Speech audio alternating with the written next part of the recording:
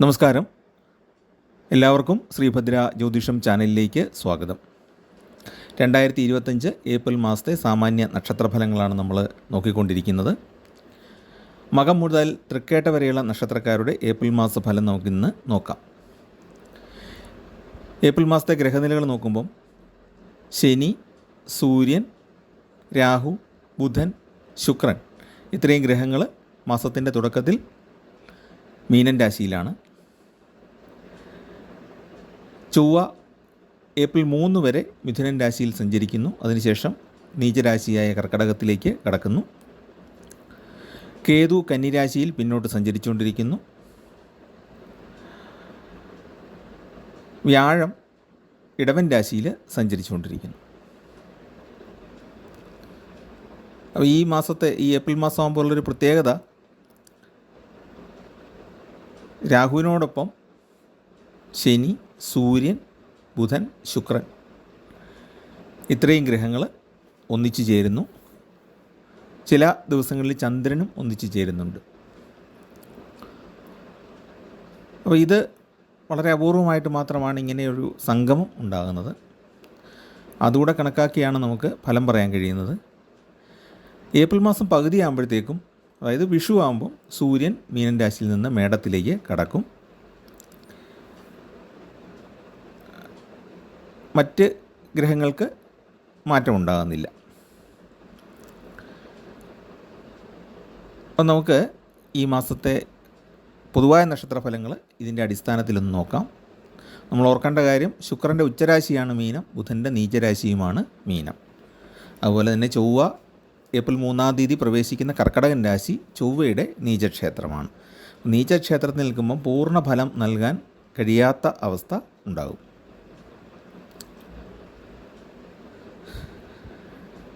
ഇനി നമുക്ക് മകം നക്ഷത്രം മുതലുള്ള നക്ഷത്രങ്ങളുടെ നോക്കാം.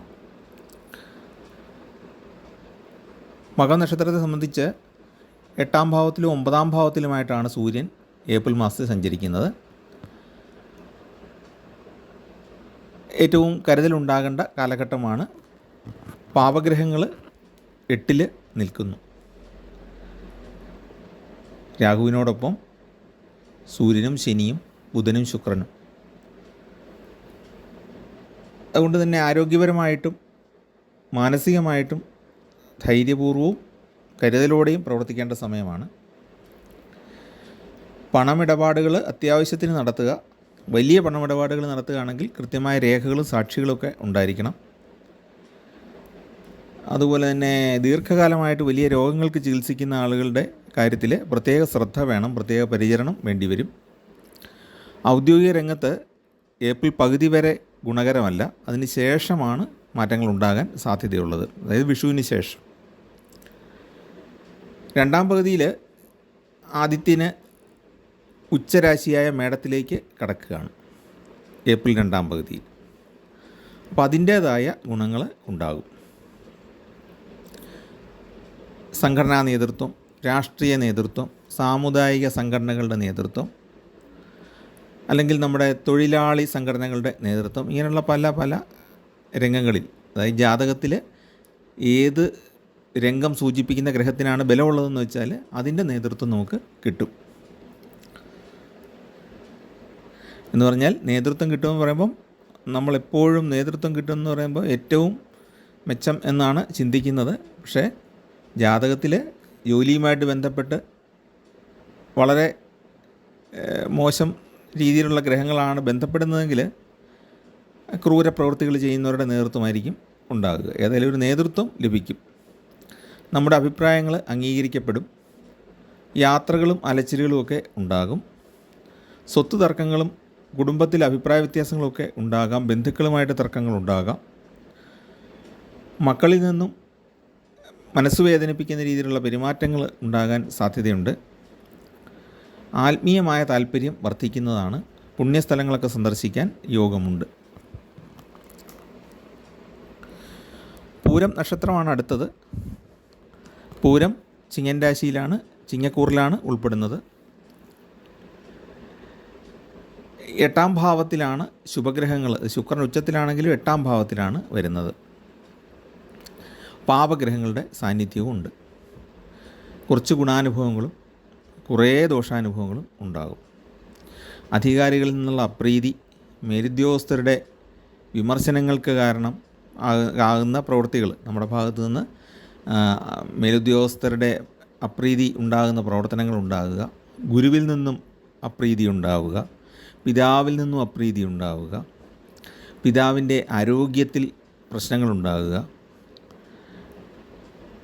കുടുംബപരമായ സ്വസ്ഥത കുറയുക, ഇതൊക്കെയാണ് പൂരം നക്ഷത്രക്കാർക്ക് ഈ സമയത്ത് അനുഭവിക്കാൻ സാധ്യതയുള്ളത്. സാമൂഹ്യ പ്രവർത്തന രംഗത്തുള്ളവർക്ക് പല രീതിയിലുള്ള ആരോപണങ്ങൾ നേരിടേണ്ടി വന്നേക്കാം. സർക്കാർ കാര്യങ്ങളിൽ തടസ്സമുണ്ടാകാം. മാസത്തിൻ്റെ ആദ്യ പകുതി അത്ര ഗുണകരമല്ല. കാരണം രാഹുവിനോടൊപ്പം പാവഗ്രഹങ്ങൾ നിൽക്കുന്നു. ശുഭഗ്രഹങ്ങളുണ്ടെങ്കിലും അത് 8-ാം ഭാവത്തിലാണ് വരുന്നത്. കരാർ പണികളൊക്കെ ചെയ്യുന്നവരെ സംബന്ധിച്ച് ഒരുവിധം ഗുണകരമാണ്. ഏജൻസി, കമ്മീഷൻ തുടങ്ങിയ കമ്മീഷൻ വ്യവസ്ഥയിലുള്ള പരിപാടികളൊക്കെ മെച്ചപ്പെടും. ശുഭകർമ്മങ്ങളെക്കാളും അല്പം കഠിനമായ കർമ്മങ്ങൾ ചെയ്യുന്നവർക്കാണ് ഈ സമയത്ത് ധനപരമായിട്ട് ആനുകൂല്യം ഉണ്ടാകുന്നത്. എന്ന് പറഞ്ഞാൽ ക്രൂരപ്രവൃത്തികൾ ചെയ്യുന്നവർ എന്ന് മാത്രം ധരിക്കേണ്ട. അല്പം കഠിനമായിട്ടുള്ള എന്ന് പറഞ്ഞാൽ സാധാരണക്കാർ ചെയ്യാത്ത കാര്യങ്ങളൊക്കെ ചെയ്യുന്നവർക്ക് ധനം ഉണ്ടാകുന്നൊരു കാലമാണ്. മറ്റേ രീതിയിലും വ്യാഖ്യാനിക്കാം. ചില കാലങ്ങളിൽ അങ്ങനെയാണല്ലോ, ദുഷ്ടന്മാർക്ക് രക്ഷ കിട്ടുന്ന ഒരു സമയവും ഉണ്ടാകാം. ഉന്നത വിദ്യാഭ്യാസത്തിന് പ്രവേശനം കിട്ടാൻ സാധ്യതയുണ്ട്. അന്യദേശവാസം ഉണ്ടാകാനും സാധ്യത ഉണ്ട്. വീട് വിട്ട് മാറി നിൽക്കേണ്ടി വരാം. ജോലി കിട്ടാം. അപ്പോൾ ജോലി സംബന്ധമായിട്ടും വീട് വിട്ട് മാറിപ്പോവാം. പഠന സംബന്ധമായിട്ട് വീട് വിട്ട് മാറിപ്പോവാം. പിണക്കം കൊണ്ടും വീട് വിട്ട് മാറിപ്പോകാം. ജാതകത്തിലെ കാര്യങ്ങളും കൂടെ നോക്കിയാലേ കൃത്യമായിട്ട് നമുക്ക് പറയാൻ പറ്റുള്ളൂ. പൊതു സാധ്യതയാണ് നമ്മൾ പറയുന്നത്. പ്രണയിക്കുന്നവർ കൂടുതൽ ഗാഠബന്ധത്തിലേക്ക് പോകും. ബന്ധുക്കളുടെ പല പല ഇടപെടലുകൾ പ്രയാസങ്ങൾ സൃഷ്ടിക്കുകയും ചെയ്യും. ഉത്തര നക്ഷത്രക്കാരുടെ അനുഭവങ്ങൾ നോക്കുമ്പം കുറേയേറെ സമ്മർദ്ദങ്ങൾ അവർക്ക് അനുഭവപ്പെടാൻ സാധ്യതയുണ്ട്. ഉത്തര നക്ഷത്രം 2 കൂറുകളിലായിട്ടാണ് വരുന്നത്. ചിങ്ങക്കൂറിലും കന്നിക്കൂറിലുമായിട്ടാണ് വരുന്നത്. കടബാധ്യതയും മാനസികമായ പിരിമുറുക്കവും വല്ലാതെ ബുദ്ധിമുട്ടിക്കാം. പ്രണയത്തിൽ തെറ്റിദ്ധാരണ, ഒരുപക്ഷെ പിരിഞ്ഞു പോകാനും സാധ്യതയുണ്ട്. ദാമ്പത്യത്തിൽ അഭിപ്രായ വ്യത്യാസങ്ങൾ, മനപ്രയാസം അതുകൊണ്ട് ഉണ്ടാകാം. ബന്ധങ്ങളിൽ പൊതുവെ ഒരു വിള്ളൽ അല്ലെങ്കിൽ അകൽച്ച അനുഭവപ്പെടുന്ന കാലഘട്ടമാണ്. അധികാരികളിൽ നിന്നും അനിഷ്ടപ്രദമായ പെരുമാറ്റങ്ങൾ ഉണ്ടാകാനുള്ള സാധ്യതയുണ്ട്. അറിഞ്ഞോ അറിയാതെയോ ജോലിയിൽ തെറ്റുകൾ വന്നു ചേരാം. മാനസിക സംഘർഷം വർദ്ധിക്കും. മാസത്തിൻ്റെ 2-ാം പകുതിയിൽ കുറച്ചുകൂടെ ഗുണഫലങ്ങൾ ഉണ്ടാകും. പൂർണ്ണമായും ഗുണഫലങ്ങളെന്ന് പറഞ്ഞുകൂടാ. ജോലി കിട്ടാനും അല്ലെങ്കിൽ ജോലിയിൽ അനുകൂലമായ സ്ഥാനത്തേക്ക് മാറ്റം കിട്ടാനൊക്കെ സാധ്യതയുണ്ട്. അങ്ങനെയും സംഘർഷം ഒഴിവാകുമല്ലോ. അതുപോലെ ഇൻ്റർവ്യൂകളിലൊക്കെ പങ്കെടുക്കാനും ജോലി കിട്ടാനുമൊക്കെ സാധ്യതയുണ്ട്. ബിസിനസ് സ്തംഭിച്ച് നിന്നിരുന്നത് അല്പം കൂടെ മുന്നോട്ട് നീങ്ങി തുടങ്ങും. ധനപരമായിട്ട് വരുമാനം ലഭിച്ചുകൊണ്ടിരിക്കും. വലിയൊരു ഭാഗ്യാനുഭവം ഈ സമയത്ത് ഉണ്ടാകാൻ ഇടയില്ല.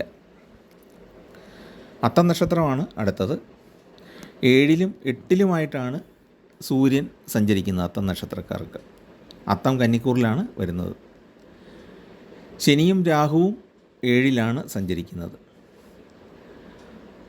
അപ്പോൾ ഈ 7-ാം ഭാവം എന്ന് പറയുന്നത് ദാമ്പത്യത്തെയും പാർട്ട്ണർഷിപ്പ്, ബിസിനസ്, പിന്നെ നമ്മുടെ കിടപ്പ്, ശയ്യ, അതായത് മെത്ത അല്ലെ കിടക്കുന്ന സ്ഥലം, ഇങ്ങനെയുള്ള കാര്യങ്ങളെ, സ്വപ്നങ്ങളെ ഒക്കെ സ്വാധീനിക്കുന്ന ഘടകമാണ്. അവിടെയാണ് ഈ പാപഗ്രഹങ്ങൾ നിൽക്കുന്നത്. ജീവിതത്തിൽ അതൃപ്തികൾ ഉണ്ടാകാം. കുടുംബ സംബന്ധമായിട്ട് അതൃപ്തി ഉണ്ടാകാം. പാർട്ട്ണർഷിപ്പ് ബിസിനസ്സിലും അതൃപ്തി ഉണ്ടാകാം. ജീവിതം കഠിനമായിട്ട് തോന്നുന്ന അവസ്ഥകൾ ഉണ്ടാകും. ഒട്ടും വിഷമിക്കേണ്ട. പ്രാർത്ഥനയോടെ മുന്നോട്ട് പോയാൽ മതി. കാരണം ഇടയ്ക്കിടയ്ക്ക് നന്മയും തിന്മയും മനുഷ്യ ജീവിതത്തിൽ മാറി മാറി വന്നുകൊണ്ടിരിക്കും. ഈ നിരാശ തോന്നുന്ന എപ്പോഴാണെന്ന് വെച്ചാൽ നമ്മൾ പലരെയും വിശ്വസിച്ച് പല കാര്യങ്ങളും ചെയ്യാം എന്ന് വിചാരിക്കും.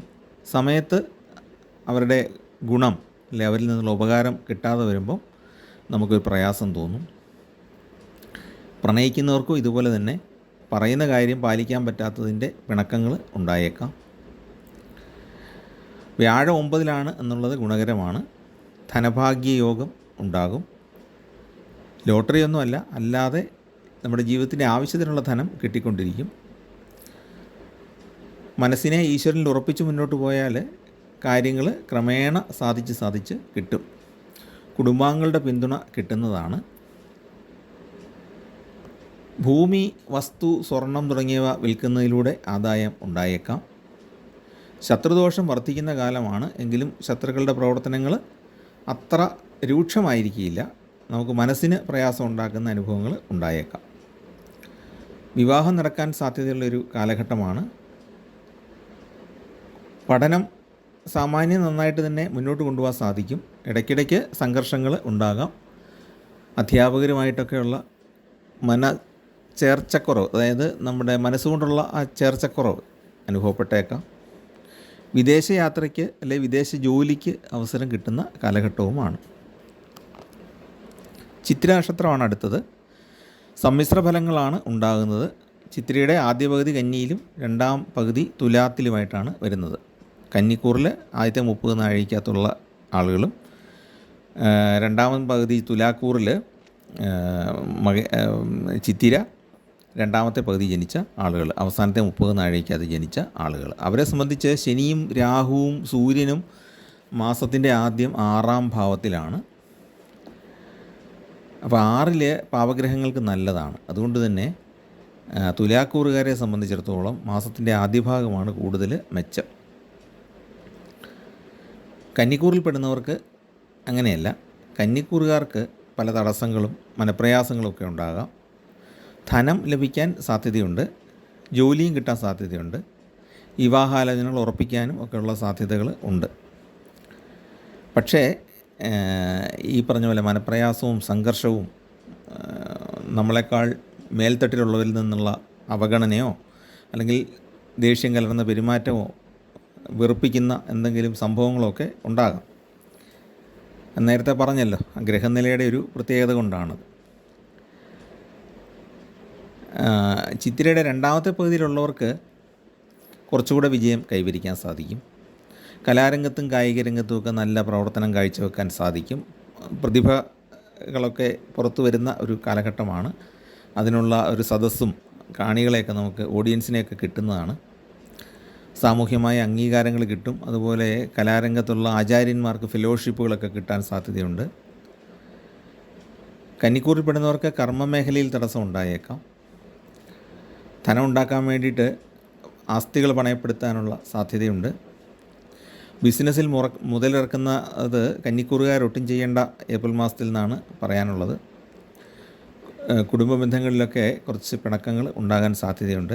ഇനി കന്നിക്കൂറുകാർക്ക് ഈ മേടത്തിന് ബിസിനസ് തുടങ്ങണം എന്ന് വെച്ചാൽ ഏപ്രിൽ മാസത്തിൽ വിഷുവിനോടനുബന്ധിച്ച് ബിസിനസ് തുടങ്ങണമെങ്കിൽ അതിനുള്ള പരിഹാരങ്ങളും വഴിപാടുകളൊക്കെ ചെയ്ത ശേഷം അങ്ങ് തുടങ്ങുക. അപ്പം ഏപ്രിൽ പകുതി കഴിഞ്ഞാൽ സൂര്യൻ അവിടെ നിന്ന് മാറും. 6-ൽ നിന്ന് മാറുന്നതാണ് തുലാക്കൂറുകാർക്ക്. അപ്പോൾ ആ സമയത്ത് നിയമപരമായ കാര്യങ്ങളിലൊക്കെ വിജയ സാധ്യത ഉള്ള കാലഘട്ടവുമാണ്. ചോതിയാണ് അടുത്ത നക്ഷത്രം. ഏപ്രിൽ പകുതി വരെ ഗുണകരമാണ്. കാരണം സൂര്യനും രാഹുവും ശനിയും 6-ലാണ് സഞ്ചരിക്കുന്നത്. 6-ൽ ശനി നല്ലതാണ്, 6-ൽ സൂര്യൻ നല്ലതാണ്, 6-ൽ രാഹു നല്ലതാണ്. അപ്പോൾ അതുകൊണ്ടൊരു സമ്മിശ്ര ഫലം കിട്ടും. ശുക്രനെ സംബന്ധിച്ച് ഉച്ചരാശിയിലാണെങ്കിലും 6-ാം ഭാവത്തിലെ സ്ഥിതി നല്ലതല്ല. ഔദ്യോഗിക കാര്യങ്ങളിൽ നല്ല പെർഫോമൻസ് കാഴ്ചവെക്കാൻ സാധിക്കും. സാധ്യം മേലുദ്യോഗസ്ഥരുടെ അനുമോദനമൊക്കെ കിട്ടുന്നതാണ്. സാമ്പത്തികമായിട്ട് ഒന്ന് മെച്ചപ്പെടാനുള്ള പല അവസരങ്ങളും ഉണ്ടാകും. പൊതുവെ ജീവിതം ഒന്ന് നവീകരിച്ചെടുക്കാൻ സാധിക്കുന്ന ഒരു കാലഘട്ടമാണ്. മക്കൾക്ക് ഗുണകരമായ കാലമാണ്. സന്താനങ്ങൾക്ക് നല്ല റിസൾട്ട്, അവരുടെ പരീക്ഷകളിലൊക്കെ നല്ല റിസൾട്ട് കിട്ടാനുള്ള സാധ്യതയുള്ള കാലമാണ്.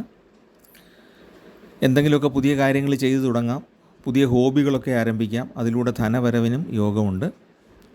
കലാപരമായ കഴിവുകൾ പ്രകടിപ്പിക്കാൻ സാധിക്കും. ധാരാളം യാത്രകൾ ചെയ്യാൻ യോഗമുണ്ട്. ഈ യാത്രകളിൽ ഈ വ്ളോഗൊക്കെ ചെയ്യുന്നവർക്കാണെങ്കിൽ ധനപരമായ ഗുണം ഉണ്ടാകും. പ്രണയിക്കുന്നവർക്ക് ആഹ്ലാദകരമായ സന്ദർഭങ്ങൾ ഉണ്ടാകും. കുടുംബജീവിതത്തിൽ പൊതുവെ സ്വസ്ഥതയുള്ള കാലഘട്ടമാണ്. ഊഹക്കച്ചവടം, ഷെയർ മാർക്കറ്റ് തുടങ്ങിയവയിൽ ആദായത്തിന് സാധ്യതയുണ്ട്. ഇപ്പം താഴ്ന്നു കിടന്ന ചില ഷെയറുകളൊക്കെ ഉയർന്നു വരാൻ സാധ്യതയുള്ള സമയമാണ്. വീട് നിർമ്മിക്കാൻ സാധിക്കും. വാഹനം വാങ്ങിക്കുകയോ പഴയ വാഹനം ഒന്ന് റിപ്പയർ ചെയ്ത് പുതിയതാക്കുകയോ ഒക്കെ ചെയ്യും.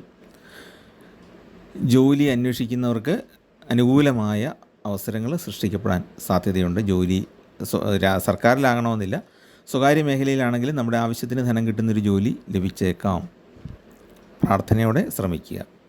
വിശാഖമാണ് അടുത്ത നക്ഷത്രം. അവർക്ക് മാസാദ്യം അത്ര ഗുണകരമല്ല.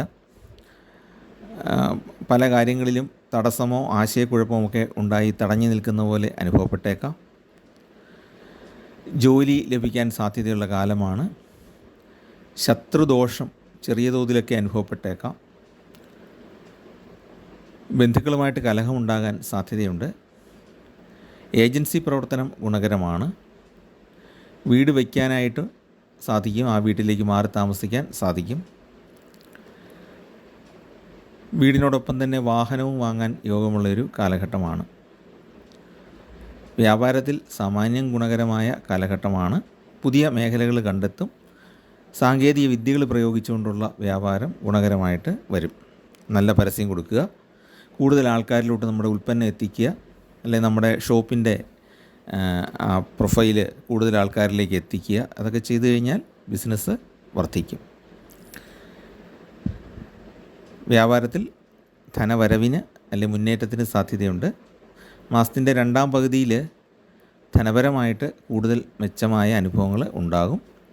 ജോലിയിലും കുറച്ചുകൂടെ റിലാക്സ്ഡായിട്ട്, കുറച്ചുകൂടെ ആശ്വാസത്തോടു കൂടി ജോലി ചെയ്യാൻ സാധിക്കും. മാസത്തിൻ്റെ ആദ്യ പകുതിയിൽ ജോലി ഒരല്പം തിരക്ക് പിടിച്ചതായിരിക്കും. അനിഴം നക്ഷത്രക്കാരുടെ ഫലം നോക്കുമ്പോൾ വ്യക്തിജീവിതത്തിൽ പല പല മാറ്റങ്ങളുണ്ടാകാൻ സാധ്യതയുള്ള കാലഘട്ടമാണ്. ശനിയും രാഹുവും സൂര്യനും സംഗമിക്കുകയാണ്. 5ലാണ് നിൽക്കുന്നത്. അതിൻ്റേതായ പ്രശ്നങ്ങൾ ഉണ്ടാകാം. ലക്ഷ്യങ്ങൾ നേടാനായിട്ട് കുറേയേറെ താമസം ഉണ്ടാകാം. രോഗം ബാധിച്ചവർക്ക് ചികിത്സ ഫലിക്കാൻ കാലതാമസം ഉണ്ടാകാം. കുടുംബ ബന്ധങ്ങളിൽ തെറ്റിദ്ധാരണകളും ഉണ്ടാകാം. സന്താനങ്ങൾക്കത്ര ഗുണകരമല്ല. ദമ്പതിമാർക്ക് പല വിധത്തിലുള്ള സംശയങ്ങളും പരസ്പരം ഉടലെടുത്തേക്കാം. മാസത്തിൻ്റെ രണ്ടാം പകുതി ആകുമ്പോഴത്തേക്കും ഈ അവസ്ഥ ഒന്ന് മാറുന്നതുമാണ്. തൊഴിൽ തേടുന്നവർക്ക് ജോലി കിട്ടാൻ സാധ്യതയുണ്ട്. ഉദ്യോഗസ്ഥർക്ക് പ്രൊമോഷൻ ലഭിക്കാം. ശത്രു ദോഷത്തിൽ നിന്ന് മുക്തി ലഭിക്കും മാസത്തിൻ്റെ രണ്ടാം പകുതിയിൽ. അതുപോലെ രാഷ്ട്രീയ സാമൂഹിക പ്രവർത്തന രംഗത്തൊക്കെ പ്രവർത്തിക്കുന്നവർക്ക് ഗുണകരമാണ്. അനുയായികളൊക്കെ അവരെ ബഹുമാനിക്കുകയും അവരുടെ വാമൊഴിയായിട്ടൊരു പരസ്യം കൊടുക്കുകയൊക്കെ ചെയ്യും. എന്ന് പറഞ്ഞാൽ അയാൾ കൊള്ളാം എന്ന് പൊതുജനങ്ങളോട് പറയുന്ന ഒരു അവസ്ഥയും നമുക്ക് അനുഭവിക്കാനായിട്ട് സാധിക്കാനുള്ള യോഗവും ഉണ്ട്. ശനിയുടെ അനുഭവങ്ങൾ കൂടുതലായിട്ട് അനുഭവപ്പെട്ട് തുടങ്ങും. തൃക്കേട്ട നക്ഷത്രമാണ് അടുത്തത്. തൃക്കേട്ട നക്ഷത്രക്കാർക്ക് ശനി 4 നിന്ന് 5 മാറിയിട്ടുള്ളത്, മാറാൻ പോകുന്നത്. ഇപ്പോഴത്തെ അവസ്ഥ വെച്ച് മാർച്ച് 29 മാറുന്നത്. അപ്പോൾ തൃക്കേട്ട നക്ഷത്രക്കാർക്ക് ഏപ്രിൽ ആകുമ്പോഴത്തേക്കും ശനി, കണ്ടകശനി അങ്ങ് മാറും. അതിൻ്റെ ഗുണാനുഭവങ്ങൾ ഉണ്ടാകും. പക്ഷേ 5 ശനി മാറുന്നതിൻ്റെ വിഷമങ്ങളും ഉണ്ടാകും. പല കാര്യങ്ങളും നമ്മൾ ഉദ്ദേശിക്കുന്ന രീതിയിൽ ചെയ്യാൻ പറ്റാത്തതിൽ വിഷമം തോന്നും. ധാരാളം സ്വപ്നം കാണുകയും എന്നാൽ ഒന്നും പ്രായോഗികമാക്കാൻ കഴിയാതെ ഇരിക്കുന്ന ഒരു നിഷ്ക്രിയാവസ്ഥ, അല്ലെങ്കിൽ മനഃപൂർവ്വം സൃഷ്ടിക്കുന്ന അല്ലെങ്കിൽ പോലും ഒന്നും മുന്നോട്ട് നീങ്ങുന്നില്ല എന്നുള്ളൊരു സങ്കടം അനുഭവപ്പെടാൻ സാധ്യതയുണ്ട്. പക്ഷേ നമ്മൾ മുന്നിട്ടിറങ്ങി ഓരോരോ കാര്യങ്ങൾ ഏറ്റെടുത്ത് ചെയ്യുകയാണെങ്കിൽ അത് അഭിനന്ദിക്കപ്പെടുകയും അതിന് തക്കതായ പ്രതിഫലം കിട്ടുകയും ചെയ്യും. നല്ല ലക്ഷ്യബോധത്തോടെ പ്രവർത്തിക്കാൻ കഴിയുന്ന ഒരു കാലഘട്ടമാണ്. എങ്കിലും മറ്റു പലരുടെ അഭിപ്രായങ്ങൾ കേൾക്കുന്നത് കൊണ്ട് നമ്മുടെ ലക്ഷ്യങ്ങൾ സാധിക്കാൻ കാലതാമസം ഉണ്ടാകും. വിദേശത്ത് പോകാൻ അവസരമുണ്ടാകും. വിദേശത്ത് ജോലി അന്വേഷിക്കുന്നവർക്ക് അതിനുള്ള അവസരങ്ങൾ തുറന്നു വരും. ഉദ്യോഗസ്ഥർക്ക് സ്ഥാനക്കയറ്റം ഉണ്ടായേക്കാം. മാസത്തിൻ്റെ രണ്ടാം പകുതി കൂടുതൽ അനുകൂലമാണ്. ധാരാളം ആളുകളുമായിട്ട് പരിചയമുണ്ടാക്കാനും അത് ഭാവിയിലേക്ക് ഗുണം വരുത്താനുമൊക്കെ സാധിക്കും. മക്കളുടെ കാര്യത്തിൽ നല്ല ശ്രദ്ധ വേണ്ട കാലഘട്ടമാണ്. ചെലവ് ഒരുപാട് വർദ്ധിക്കാൻ ഇടയുള്ളൊരു കാലഘട്ടവുമാണ് ശനി 5-ാം ഭാവത്തിലേക്ക് കടക്കുന്ന കാലം, അതായത് ഏപ്രിൽ മാസം മുതലുള്ള ഏതാനും മാസങ്ങൾ. ബിസിനസ്സുകാരെ സംബന്ധിച്ച് അവർക്ക് ബിസിനസ് വിപുലീകരിക്കാനുള്ള യോഗമുണ്ട്. ഉദ്ദേശിക്കുന്നതിലേറെ ധനം വിനിയോഗിക്കേണ്ടി വരും എന്നുള്ളൊരു ദോഷവും ഉണ്ട്. ഇതാണ് മകം മുതൽ തൃക്കേട്ട വരെയുള്ള നക്ഷത്രക്കാരുടെ ഏപ്രിൽ മാസത്തെ സാമാന്യ ഫലങ്ങളായിട്ട് നമുക്ക് പറയാനുള്ളത്. നിങ്ങൾക്ക് ഈ ചാനൽ ഇഷ്ടപ്പെട്ടെങ്കിൽ ഒന്ന് സബ്സ്ക്രൈബ് ചെയ്യുക. നിങ്ങളുടെ കൂട്ടുകാർക്കും ബന്ധുക്കൾക്കൊക്കെ ഒന്ന് ഷെയർ ചെയ്ത് കൊടുക്കുക. നിങ്ങളുടെ പ്രോത്സാഹനങ്ങൾക്കെല്ലാം നന്ദി പറയുന്നു. എല്ലാവർക്കും നന്മയുണ്ടാകട്ടെ എന്ന് വീണ്ടും പ്രാർത്ഥിക്കുന്നു. നമസ്കാരം.